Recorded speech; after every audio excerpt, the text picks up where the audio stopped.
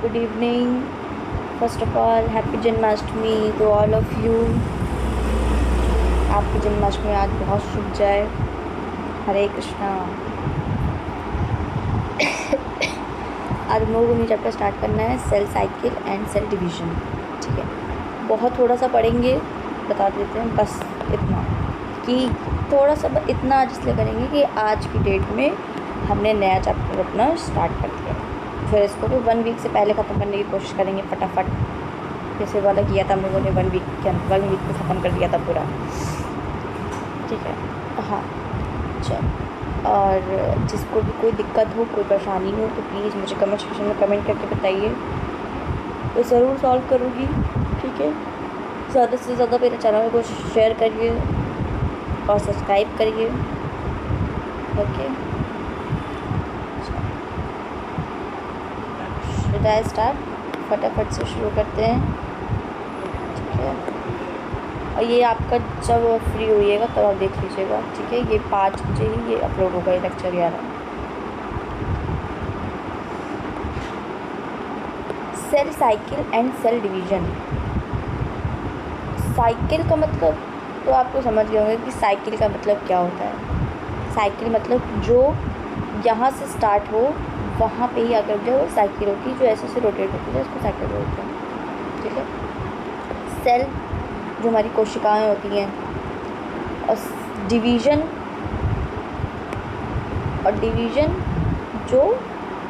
मतलब जो टुकड़ों में करे उसको डिवीज़न बोलते हैं. ठीक है, सेल मतलब कोशिका को कैसे हम लोग अलग अलग करें.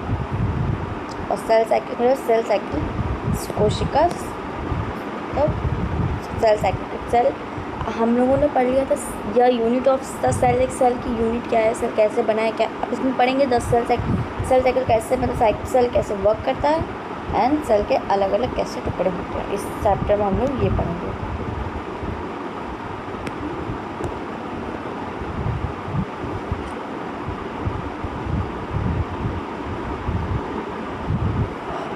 फिर से पढ़ते हैं.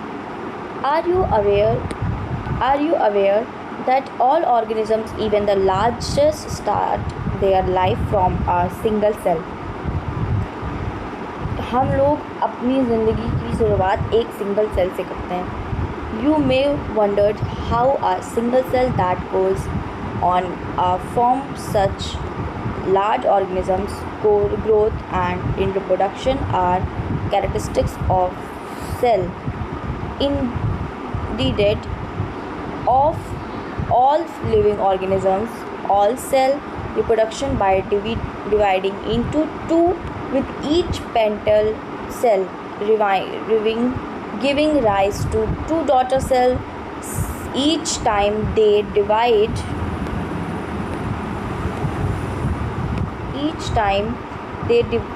एक minute. These newly formed daughter cell can themselves grow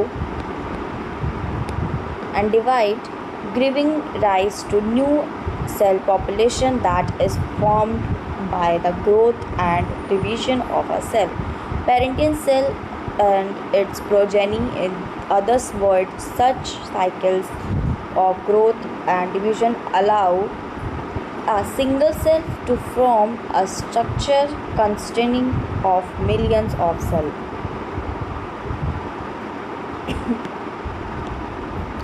Cell cycle. Cell division is a very important process in all living organisms. हमारी सेल डिवीजन है is very important process in all living organisms. Living organism मतलब humans में भी,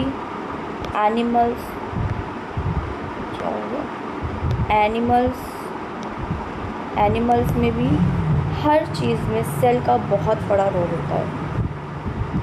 ठीक है, जो animals भी होते हैं वो भी सेल से ही बने हैं, जो हम ह्यूमंस भी होते हैं वो भी सेल से बने हैं. ठीक है, सब सेल की ज़रूरत होती है. इनफैक्ट प्लांट्स में भी थोड़े सेल्स होते हैं. During the division of a cell, DNA replication and the cell growth also take place. All these processes, cell division, DNA replication and cell growth, hence have to take place in a coordinated way to ensure correct division and formation of progeny cell containing intact genomes. The sequence of events by which a cell duplicates its synthesis the other constituents of the cell and eventual division into two daughter cells termed cell cycle along cell growth in terms of cytoplasm energy is a continuous process. DNA synthesis occurs only during one specific stage in the cell cycle. The replicate chromosomes DNA are then distributed to daughter nucleus by a complex cell of events during cell division. These events are themselves under genetic control.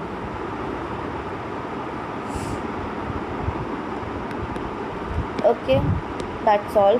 It's today's class. कल हम लोग पढ़ेंगे phases of cycle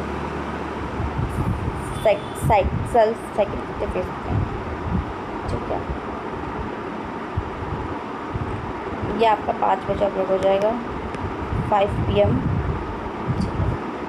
thank you so much, bye bye. And एक बार फिर से happy Janmashtami to all of you. Hare Krishna, शुभ संध्या, बाय, टेक केयर।